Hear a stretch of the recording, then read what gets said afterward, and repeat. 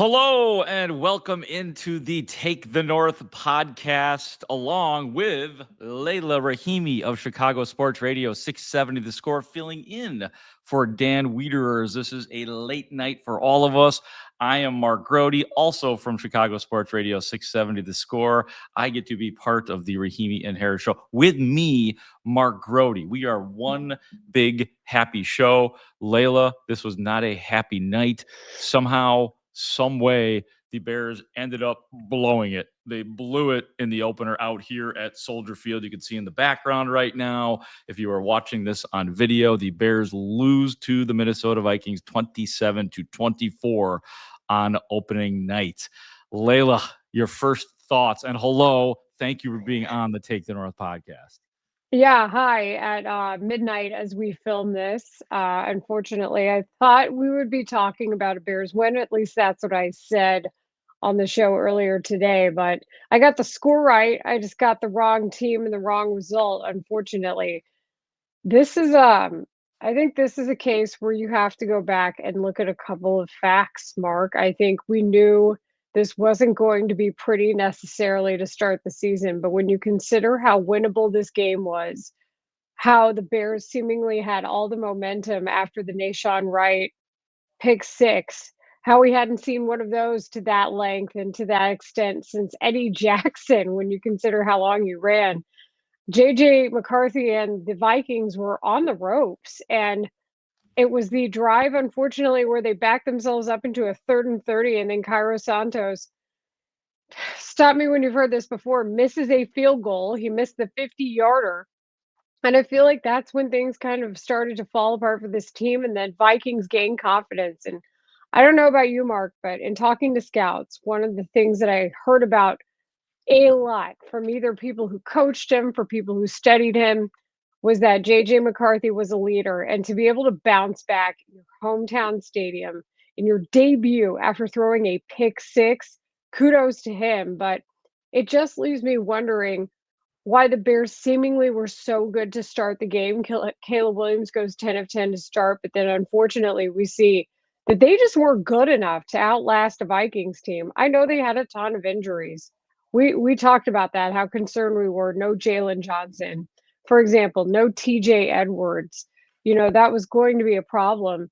And then Kyler Gordon, unfortunately, as well. But they were able to hang with this Vikings team. And offensively, the Bears just couldn't get enough yards, couldn't get enough first downs, couldn't get enough touchdowns to put this away.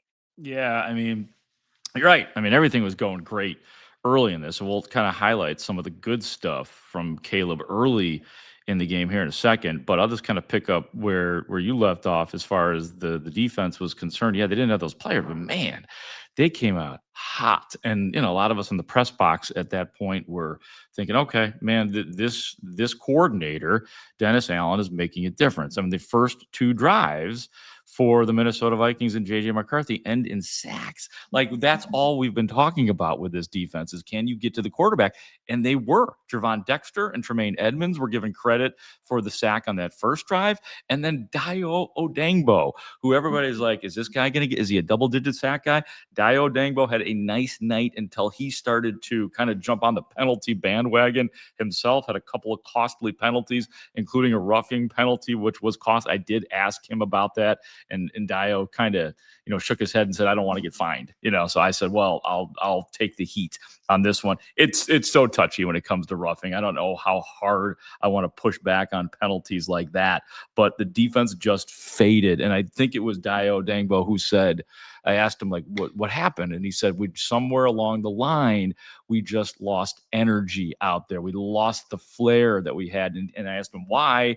He couldn't really explain it. And I think that a lot of this was inexplicable tonight. I think that's a pretty good way to paraphrase some of what went down. Let me go back to the beginning here, Leila, and then we'll kind of work our way up with Caleb Williams, who, as you said, did start off 10 for 10. That first drive was sick. And look, it was a scripted drive, I'm sure, that they'd been working on for a while, but they passed the test. 10 plays, 61 yards, over 5 minutes and 31 seconds. On that particular drive, Caleb was 6 for 6, ending with a 9-yard touchdown run, which happened to be on a 3rd and 6. You also had a 3rd and 5 pass to Roma Dunze, which was very good. And I will say this, and this is all stuff that was going well early, Leila, the eluding of the pressure.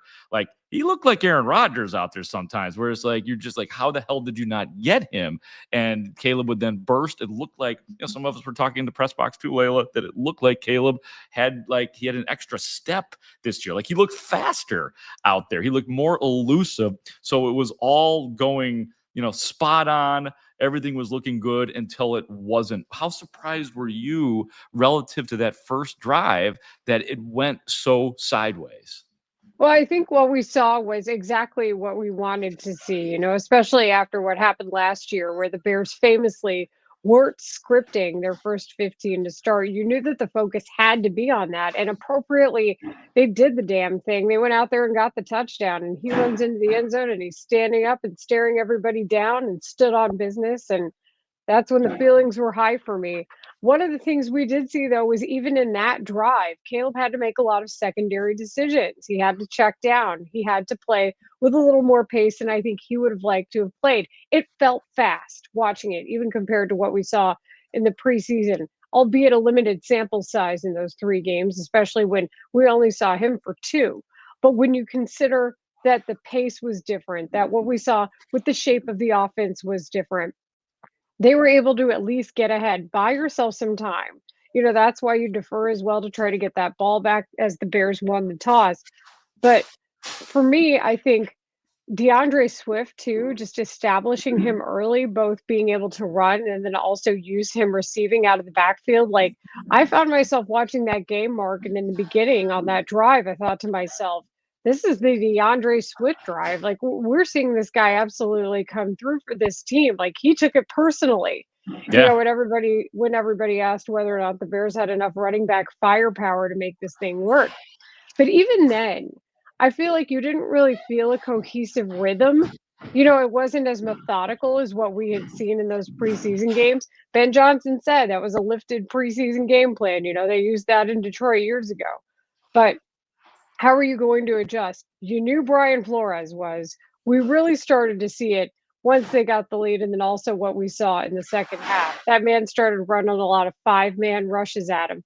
I think one of the problems too, Mark, in what we saw is everything okay out there? I feel like everybody's Well, hacking I up should over in the press box. I should explain to you and to our audience. I think our audience kind of knows that when you do these podcast post games, we move out of the press box, as people could see on the video right now, but also describe it to our audio listeners. I am actually in one of the Bears suites right now, because you move out of the press box as to not bother the other 30 or 40 people that are in there writing their stories right now and doing things. So we do take the risk, and we share the rooms with the fine folks here at Soldier Field who are trying to do their jobs as well, which includes cleaning these Soldier Field suites. So that's and actually the lady who was just in here just now has just exited. So that's the way it is. Like, and we all try to find our spots. Like, right next to me right now, and in the glass next to me is Adam Johns. I assume doing his hit for CHGO right now. So this is podcast row going on right now. I don't know why I'd missed that detail, but perhaps it wasn't as audible for me, so maybe that's why.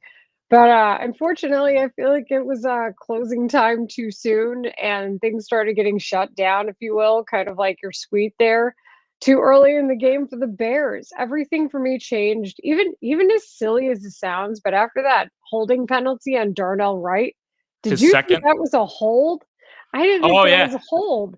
You didn't think it was a hold? No, there's a lot of people up here who are like, that does not look like. I did not get a chance to talk to Darnell Wright.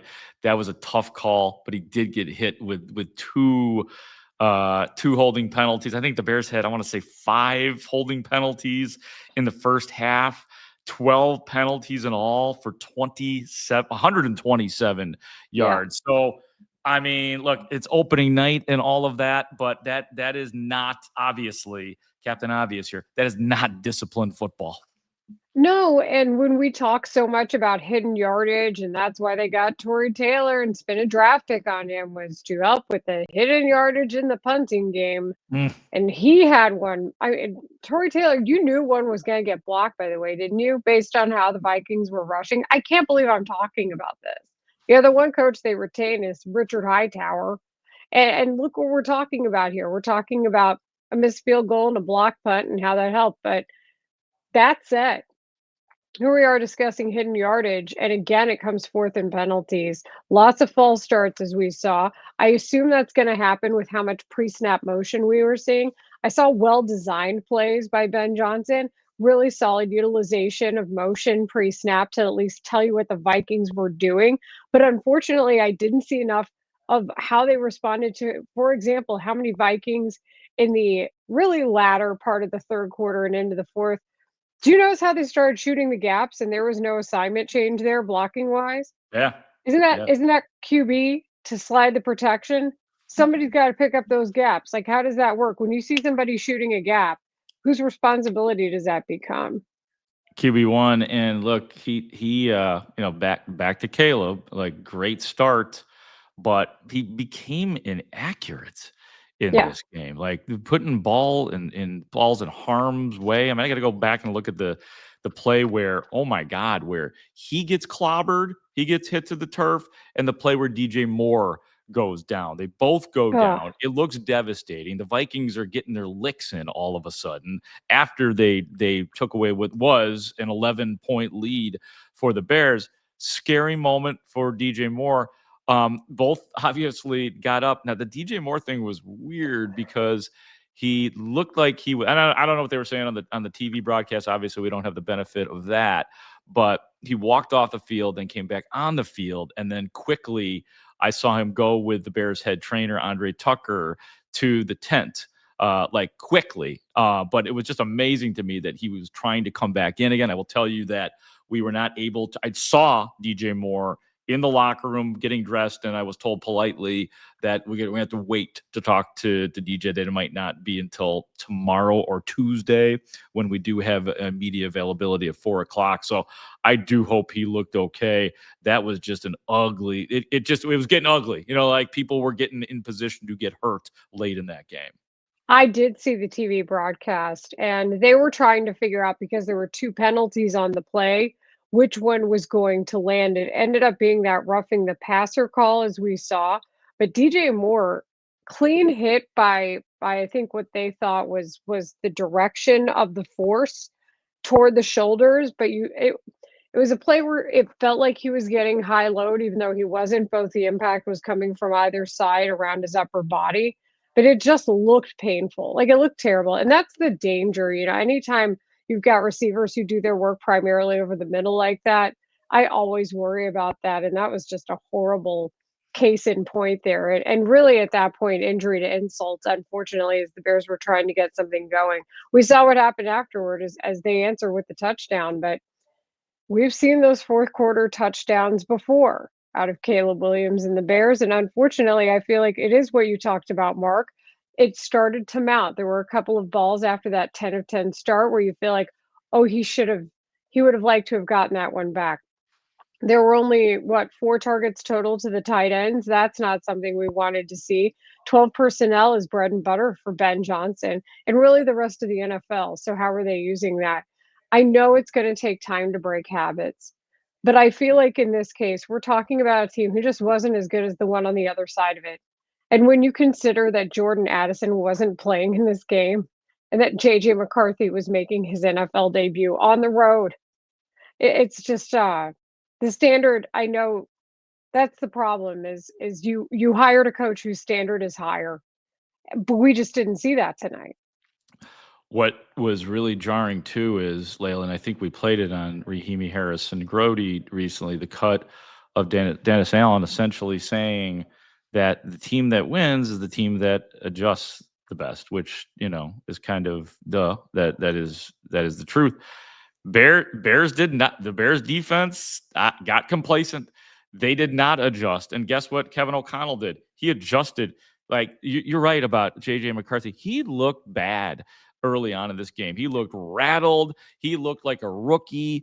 All of that kind of stuff. I mean, to me, it was like, okay, he's not quite. Like, I wasn't like JJ McCarthy sucks or anything like that. Like, he's probably going to be a fine quarterback. But it was like, okay, he's not quite ready yet. The Bears got this kid at the right time. no doubt about it early on, but then he ends up going 13 of 20 for 143 yards and a couple of touchdowns, and all just out of nowhere, this guy gets his confidence on, and the Bears, just generally speaking, got complacent in this game. And you even look at like Nashawn Wright, who had the play of the game as far as the Bears were concerned, a sweet pick six. But he did not play particularly well at the cornerback spot either. He had the penalty, and then he got burned on another pass. But just to single out one player, maybe that's not fair. But it just seemed to be symbolic of the bad things that happened to the Bears defense. So I don't know, was JJ McCarthy that good, or did the Bears defense just go to sleep for whatever reason? I think what we saw, unfortunately, was backups only doing what they could. Yeah. Noah Sewell was in a lot of traffic, as we saw, but unfortunately, the Vikings rather, went after him.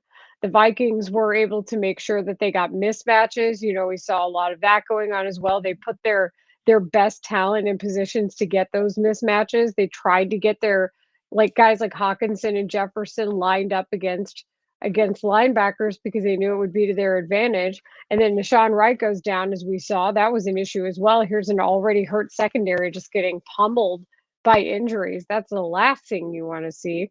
And we knew that for the Bears to be successful, which defensively early on they were. I mean, Dennis Allen was mixing up coverages. We saw that. We saw a lot of really complex looks when it came to man versus zone, and I think that was really effective early. But then we started to see what happened. They just started to take advantage of the one-on-one battles. Their one was better than the Bears' 2 or 3 in some of those spots defensively. They also just started to run the ball. We just started to see a lot of successful run fits and run plays out of the Vikings to be able to get there. And that was it for me too. Was here we were talking about the importance of the run defense as I go to my little notebook here. But that was one of the things that I continued to write down, was just, how effective they ultimately ended up being when it came to being able to run the ball when they absolutely needed to. And you could tell. But I'm keeping stats here, and it's still, the highlighted stuff is Caleb Williams, 7 for 16 since the 10 of 10 start. Ends up 11 of 25 after 10 of 10. 12 penalties for 127 yards. And it sounded like the Bears were getting booed at the end of the game, Mark. I don't know about you, but Yeah. that was a big takeaway for me too. Yeah, no doubt. That was a takeaway. I mean, there wasn't as many. I mean, the exodus was occurring in the fourth quarter. All of a sudden, you see all these bald spots around the stadium, and then the boos came. I mean, I think I said something about that on the Rahimi Harrison Grote show about, like, man, Bears fans will boo, and they will boo fast, and they've had it. They've had it, and this was just another. I mean, I said something like, this is just shocking. And another reporter looked at me and said, why would you say that after having covered this team and covering some of the games that you have covered? But yeah, the boos started to hit. Everybody left early, and that was the part that was just so frustrating, Leila. It was so jacked up here tonight. You had Bulls players here. You had White Sox players out here.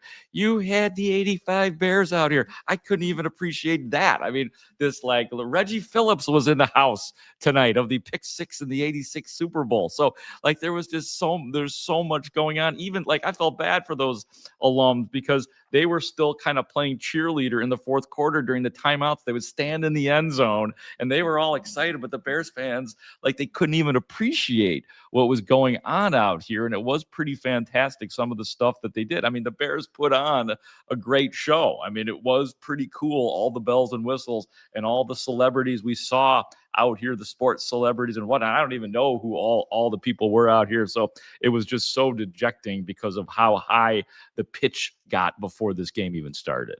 Well, and Jared Payton named an honorary captain with his family. Yeah, it tells us that on the show on 670 The Score on the midday show. Yeah. Rahimi and Harrison Grote, and look what happened. It's just sad. Yeah. Like I don't even know where. And we knew it was going to be tough. We knew it wasn't going to be pretty.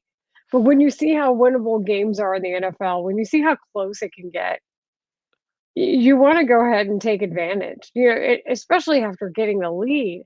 But then to see all the offensive possessions after that, just like peter out, which is really what happened. Like, At one point I had them written down too, and I'm sorry if you can like hear No, it's the all good, pages kid. turning here. I took so many pages of notes, but Yeah. my God, was it just one of those days. And I hated it too because I'm like, oh no, oh no. Like you can see it's like a bad novel the way it just writes. But here it was since the opening drive at one point in this game. And this is before the score is 20-17. It was the Bears offense went after the opening drive, punt, downs, punt, field goal, punt, punt, missed field goal, only 50 yards, punt, and then I just wrote woof. Like, Yeah. and that's where they were at. And then you had Nishan Wright hurt his left calf, or what it looked like anyway. Mhm. Stevenson gets that penalty, Tyreek Stevenson, where it looks like he slipped. That's 14 extra yards.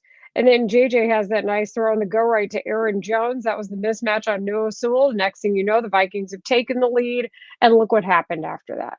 Yeah. Yeah. No, Caleb, I don't know, did you see the Caleb presser or not? I The did, post yeah. okay.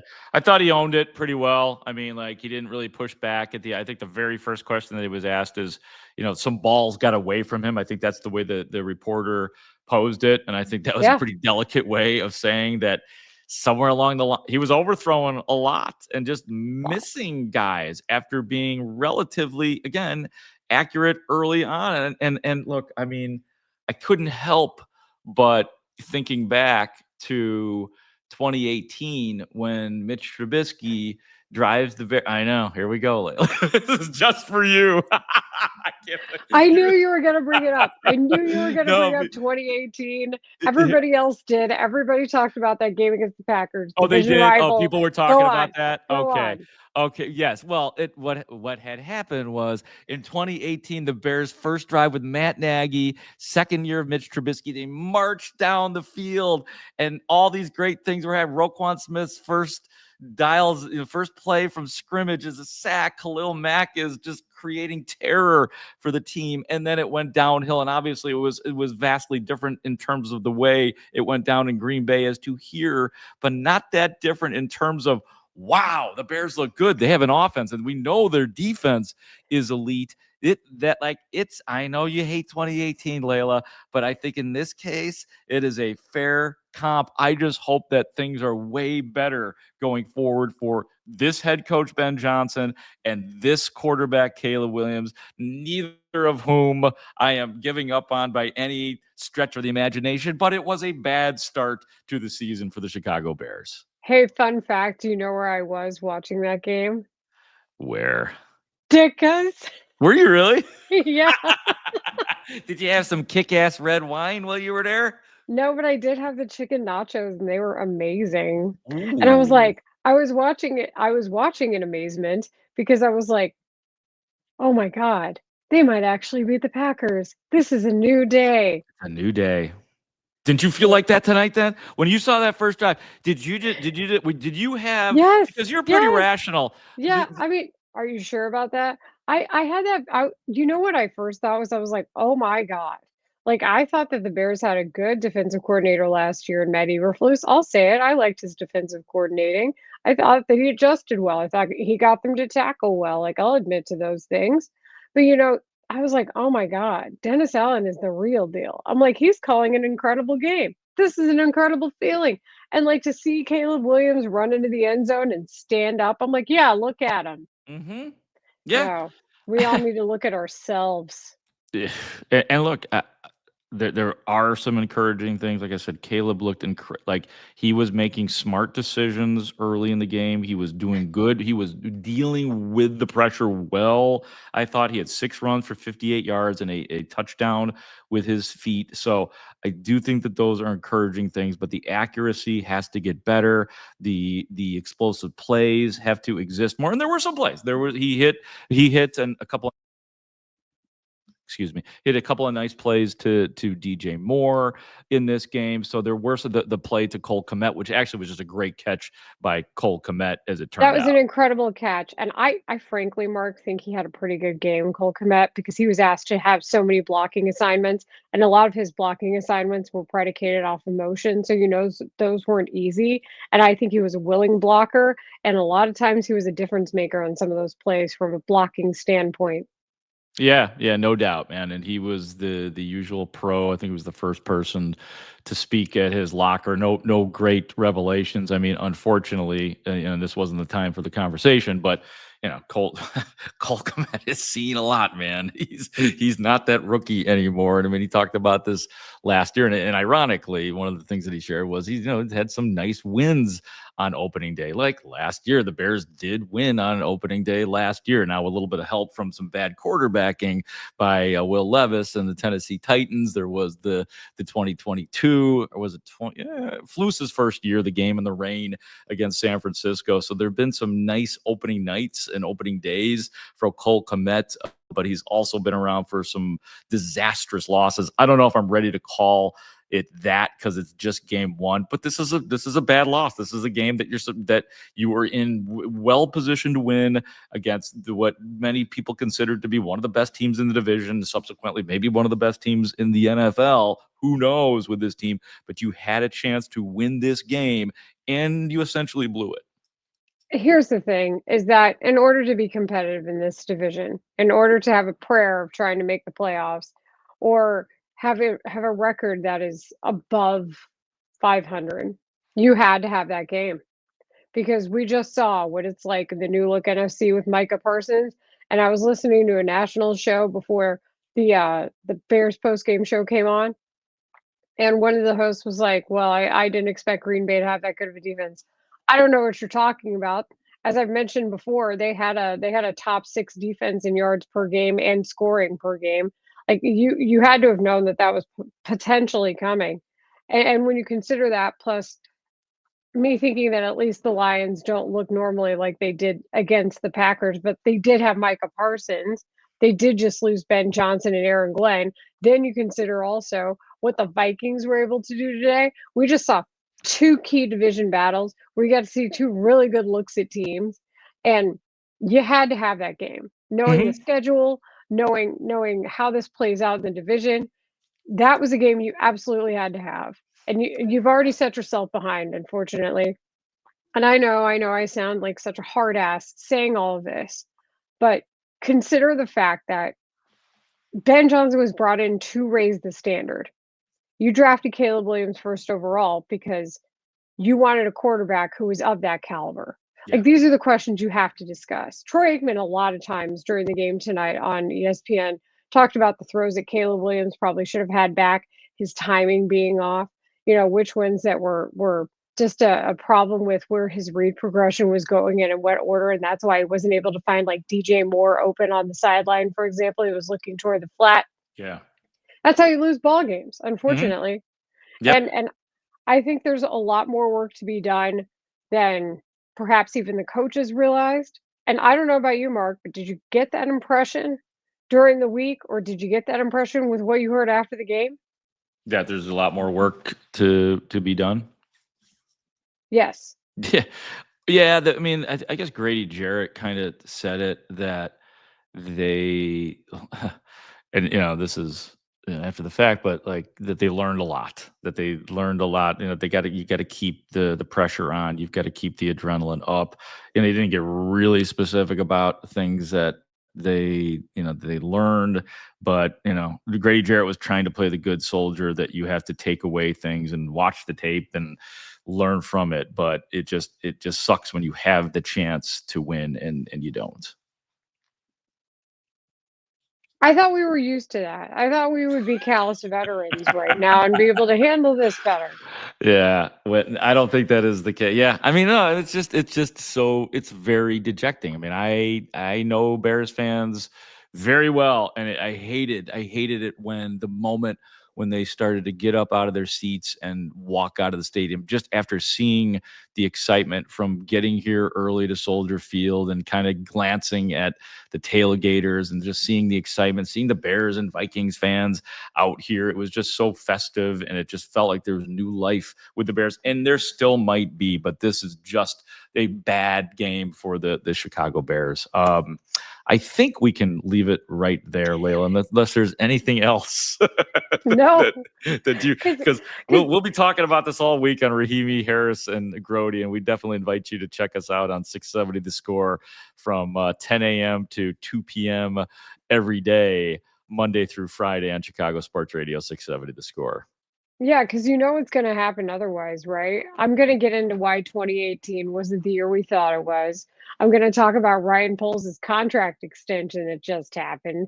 I don't know. I might bring up something that happened with Matt Nagy just for kicks. Like, I don't know where I'm going to go tonight because I'm up late and I'm getting weird and I have Yeah. a lot of notes. So, yeah, I mean, I think like I might get an order of chicken nachos. Like, I don't Uh, know, like in memory of Dick, because I don't know yeah. what's going to happen. Yeah, you know what's funny is I honest to God, the last time or one time when I was at Ditka's, I had the roast beef nachos. So I don't know if that changed on the menu, if they have multiple nacho choices at Ditka's. I think they had multiple nacho choices, and Okay. I recall that I wasn't the only one who thought they were some of the best in town. Really good. Really good. I mean, I like that. That was very novel. Like, you don't get a lot of roast beef nachos. Just a little change. You got to change it up every once in a while. You got to be a little bit unique. Let's get The out of here, real Layla. win were nachos from 7 years ago. Oh my goodness! I think I want to go home. As lovely as it is here at Soldier Field and in one of the suites right now, I think I want to go home and get a few hours of sleep, and then continue to talk about the Bears on 670 The Score. The Bears are 0-1. They lose to the Minnesota Vikings 27-24. As Layla shows me her book of notes. You see this? You Oh think man, I mean, you're hilarious. You I are mean, this goes hilarious. back a long ways. Like, I have, Layla, like, 7 pages of notes I here. can't wait to hear more. You were awesome, by the way. Great job here on the Take the North podcast. I love your football thoughts. Thank you. You're welcome. I'm sorry, I forgot that Dan Wiederer elicited 3-word reactions. So you Oh guys can yeah, do that together, right? I'm we can sorry. do I that saw that together. late and I was Yeah. blinded by rage and disappointment. I'm looking at Weedsy right now. He is 3 glasses over. He's got a pen in his ear right now.